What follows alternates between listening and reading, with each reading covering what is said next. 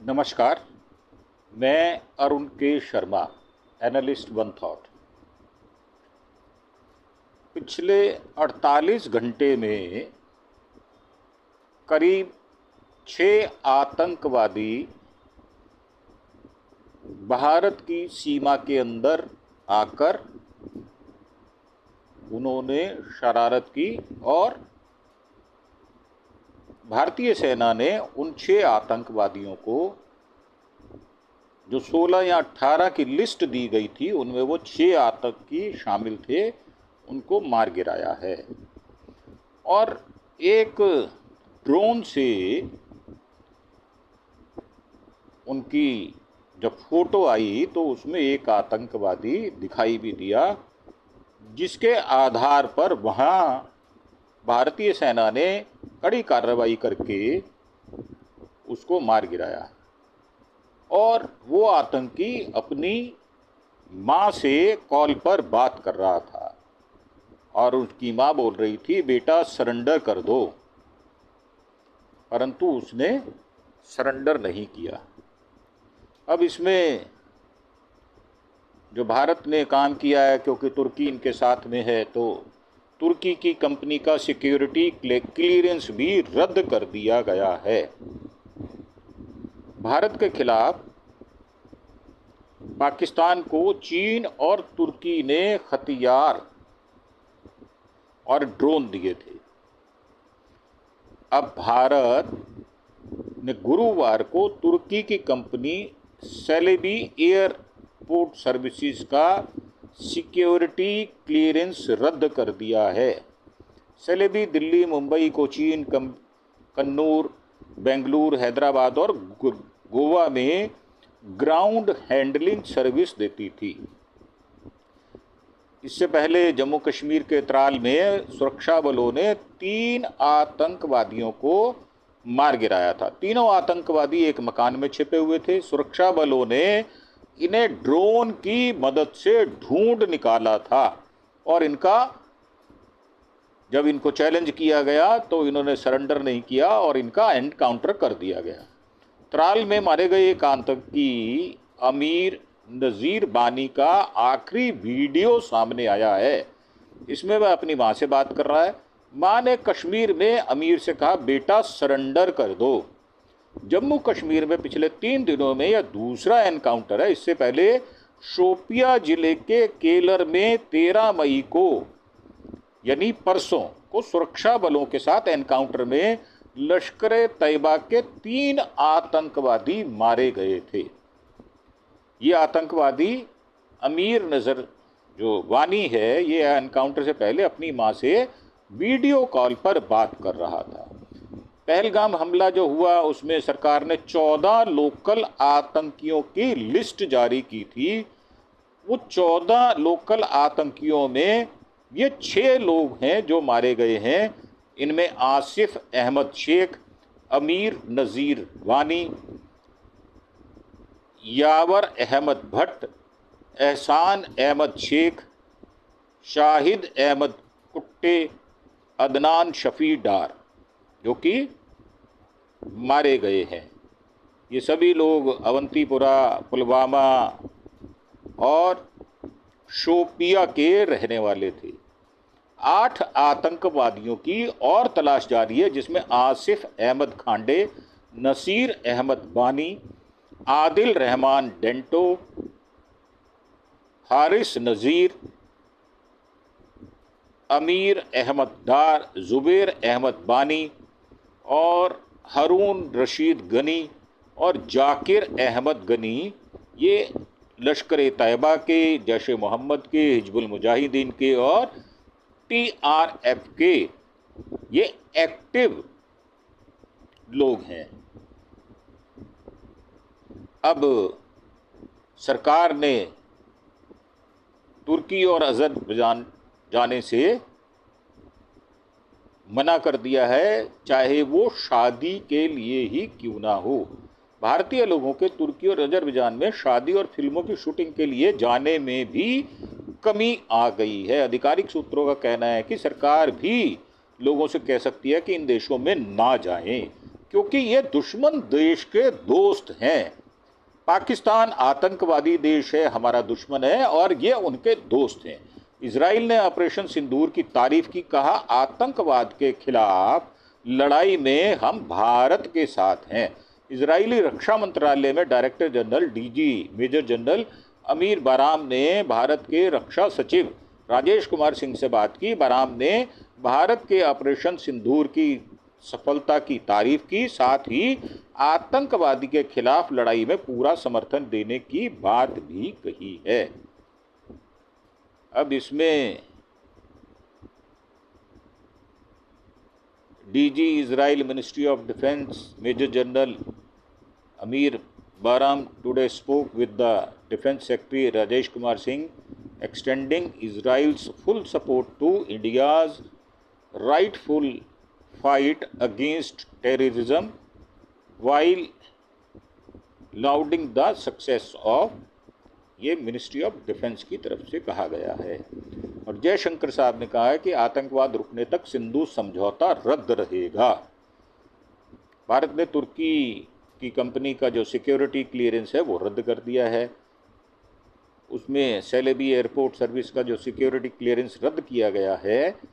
भारत के दिल्ली, मुंबई समेत 9 एयरपोर्ट पर ग्राउंड हैंडलिंग सर्विस देती थी भारत की तरफ से bureau of civil aviation security BCAS के ज्वाइंट डायरेक्टर सुनील यादव ने लेटर जारी कर ये सूचना जारी की है। ट्रंप भारत और पाक के बीच मध्यस्थता वाले बयान से पलट गए हैं और बोला मैंने सिर्फ मदद की है, मैंने सीज फायर नहीं करवाया। भारत पाकिस्तान सीज फायर का क्रेडिट लेने वाले अमेरिकी राष्ट्रपति डोनाल्ड ट्रंप ने गुरुवार को यू टर्न दिया। उन्होंने कतर में कहा मैंने दोनों देशों के बीच मध्यस्थता नहीं कराई, मैंने सिर्फ मदद की है। ट्रंप ने कहा कि मैं ये नहीं कहता कि ये मैंने किया, लेकिन ये पक्का है कि पिछले हफ्ते भारत पाकिस्तान के बीच जो हुआ मैंने उसे सेटल करने में मदद की। भारत पाकिस्तान के बीच और भी भयावह हो सकता था। दोनों देशों ने अचानक मिसाइल दागना शुरू कर दिया और हमने सब सेटल कर दिया, ये उनका कहना है। और इस बीच में हिमाचल के सेब किसानों ने तुर्की से सेब मंगाने से इनकार कर दिया है। शिमला के सेब किसान अक्षय ठाकुर ने कहा है कि चीन और तुर्की पाकिस्तान का समर्थन करते हैं, ये सही समय है कि तुर्की और 44 देशों से सेब के आयात पर बैन लगाया जाए। इसमें ऐसा भी कर सकते हैं कि वहाँ से आयात होने वाले सेब पर इम्पोर्ट ड्यूटी बढ़ा दी जाए ताकि हिमाचल का सेब जो है वो बिकना शुरू हो जाए। बीएसएफ की 2 चौकियों का नाम फोर्स के शहीद जवानों के नाम पर रखा जाएगा। बीएसएफ महानिदेशक दलजीत सिंह चौधरी ने गुरुवार को घोषणा की कि फोर्स की 2 सीमा चौकियों का नाम सब इंस्पेक्टर मोहम्मद इम्तियाज और कांस्टेबल जीडी यानी दीपक चिकखम के नाम पर रखा जाएगा। दोनों जवान ऑपरेशन सिंदूर के दौरान पाकिस्तान की तरफ से की गई गोलीबारी में शहीद हो गए थे। जम्मू के मार्बल डीलर ने कहा है कि तुर्की के सामान नहीं मंगाएंगे, हमारा काफ़ी मार्बल और ग्रेनाइट तुर्की से आता है। अब हमने वहाँ के डीलर्स और वेंडर से मटेरियल लेने से मना कर दिया। हम अपनी दुकान में तुर्की का कोई भी सामान नहीं बेचेंगे, हम अपने देश के साथ हैं। मैं दूसरे लोगों से भी यही चाहता हूं कि जितना संभव हो तुर्की से उतना कम से कम सामान मंगाया जाए। तो ये आपको हम जो अपडेट्स हैं वो दे रहे हैं। त्राल एनकाउंटर पर वीडियो जिसमें आतंकवादी नज़र आ रहा है उसको भी रिलीज़ किया गया है। आज राजनाथ सिंह साहब श्रीनगर एयरबेस पर पहुंचे थे, जवानों से मिले, उनसे बातचीत की और त्राल में मारे गए 3 आतंकियों की ड्रोन फुटेज जो है वो रिलीज़ की गई है। पहलगाम में निकाली गई तिरंगा यात्रा। राजनाथ सिंह साहब ने कहा, जवानों से मिले और कहा कि जम्मू कश्मीर के उपराज्यपाल मनोज सिन्हा और सीएम साहब उमर अब्दुल्ला बादामी बाग छावनी में जवानों से मिले। पाकिस्तान मांगने वालों की लाइन में खड़ा मिलता है, अर्थात वो कटोरा लेकर विश्व में भीख मांगने का काम करता है। ये स्टेटमेंट राजनाथ सिंह साहब ने कही है। पाकिस्तान जहां से खड़ा होता है वहीं से एक मांगने वालों की लाइन शुरू हो जाती है। हाल ही में पाकिस्तान IMF से कर्ज मांगने गया, जबकि भारत उसी IMF को फंड देता है। और उन्होंने उदाहरण दिया रामचरितमानस का, जिसमें कहा गया जहाँ सुमति तहाँ संपत्ति नाना, जहाँ कुमति तहाँ विपत निधाना। अर्थात जहाँ संपत्ति होती है, सहमति होती है, वहाँ पर नाना प्रकार के सुख होते हैं, और जहाँ कुमति, जहाँ बुद्धि भ्रष्ट हो जाती है, वहाँ विपदा जो है वो अपना डेरा डाल लेती है। यह पाकिस्तान के विषय में कहा गया है। यानी जहाँ सुमति होती है वहाँ संपन्नता आती है, जहाँ कुमति होती है वहाँ विपत्ति आती है। दुनिया जानती है कि हमारी सेना का निशाना अचूक है।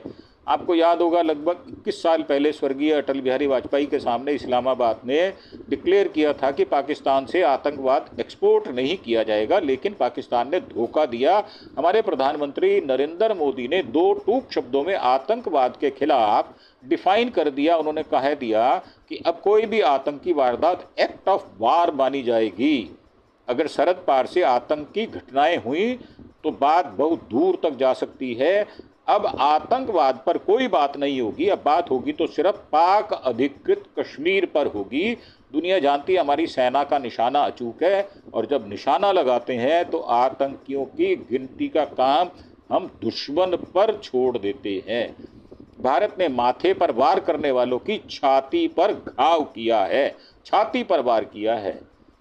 धरती की छाती चीरकर दुश्मन के ठिकाने को नष्ट कर दिया। मैं मानता हूं कि भारत की आतंकवाद के खिलाफ की गई कार्रवाई अब तक की सबसे बड़ी कार्रवाई है।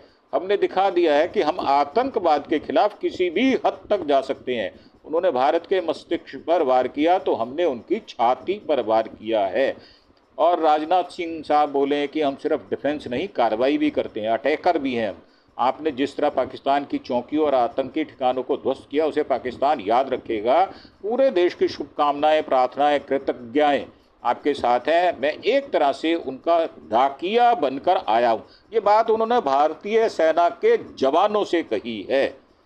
हम डिफेंस नहीं करते, जब वक्त आता है तो कठोर कार्रवाई भी करते हैं। और जवानों से मिले जिन बहादुर जवानों ने शहादत दी, उन्हें नमन करता हूं। पहलगाम में मारे निर्दोष नागरिकों की स्मृति में भी उन्होंने नमन किया। घायल सैनिकों के साथ साहस को भी नमन करता हूं। इस विषम परिस्थिति में आपके बीच आकर खुद को गौरवान्वित महसूस करता हूं।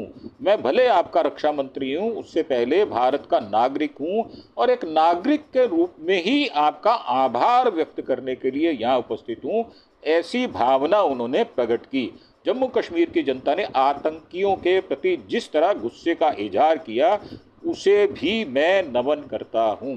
रक्षा मंत्री ने छावनी में पाकिस्तानी गोले जो चलाए गए थे वो देखे, और श्रीनगर में बदामी बाग छावनी वहां पहुंचे थे। पाकिस्तान की तरफ से छोड़े गए जो गोले थे वो उन्होंने देखे, गोलों के टुकड़ों को भी देखा उन्होंने। और बॉर्डर के पास जो ड्रोन थे वो भी उन्होंने देखे। भारत पाकिस्तान बॉर्डर पर स्थित श्री गंगानगर स्थित अनूपगढ़ में एक ड्रोन मिला है। सीमा से सटे संवेदनशील इलाके में गांव 12A के पास एक खेत में ग्रामीणों को गुरुवार सुबह 9:45 बजे पर एक ड्रोन दिखाई दिया। बीएसएफ की टीम ने उस इलाके को घेर लिया। राजस्थान के जो व्यापारी हैं वो हमने आपको पहले बता दिया कि वो अब सामान नहीं खरीदेंगे। रियासी जिले के वन क्षेत्र में संदिग्ध गतिविधि देखे जाने के बाद सुरक्षा बलों ने बड़े पैमाने पर सर्च ऑपरेशन शुरू किया। जम्मू कश्मीर में संदिग्ध व्यक्तियों की हर गतिविधि पर सुरक्षा बल कड़ी निगरानी रखे हुए है। बॉर्डर के स्कूल आज तीसरे दिन भी बंद रहे। भारत पाकिस्तान के बीच में सीज फायर के बाद जम्मू कश्मीर में बॉर्डर जिलों के स्कूल लगातार तीसरे दिन भी बंद रहे। ऑपरेशन सिंदूर के बाद रक्षा मंत्री राजनाथ सिंह का ये पहला जम्मू कश्मीर दौरा था। जम्मू में लगातार 2 रात शांति रही, दुकानें खुली, लोग घर लौटे। जम्मू क्षेत्र में सीज फायर लागू होने के बाद से लगातार दूसरी रात रही जब कोई बम साउंड या ड्रोन नहीं देखे गए। पुंछ, राजौरी, अखनूर, मेंढर जैसे नियंत्रण रेखा वाले इलाकों में भी शांति रही। नॉर्मलसी आ रही है, दुकानें खुल रही हैं। दूरस्थ इलाकों में जो लोग अपना घर छोड़कर गए थे, अंदरूनी इलाकों में चले गए थे, वो अपने घरों को वापस लौट रहे हैं। साउथ कश्मीर में डीआईजी जावेद इकबाल ने कहा, बातचीत में कि अभी ऑपरेशन चल रहा है, एक आतंकी मारा गया, लेकिन अभी कोई पहचान नहीं हो पाई, जबकि पहचान तीनों की हो चुकी है। ये पहले की बात है और ऑपरेशन जारी है। तो ये थी हमारी आज की प्रस्तुति। हमने आपको आज पूरे दिन भर में जो अपडेट थी वो थी, और हमारा प्रयास है कि हमारा जो चैनल है अरुण के शर्मा एनालिस्ट वन थॉट, आप उसको सब्सक्राइब अवश्य करेंगे, साथ ही बेल आइकॉन का बटन दबाकर जो नोटिफिकेशन जाता है उसके लिए भी आप उस बटन को दबाएंगे। हमारी एक बार फिर से रिक्वेस्ट है, आप हमारे चैनल को सब्सक्राइब ही ना करें बल्कि लाइक और शेयर भी करें, ताकि हमारी बात जो है वो सभी लोगों तक पहुंच पाए, ऐसा हमारा प्रयास रहेगा। इसी के साथ हम आपसे आज्ञा लेते हैं। धन्यवाद, थैंक यू, जय हिंद, जय भारत।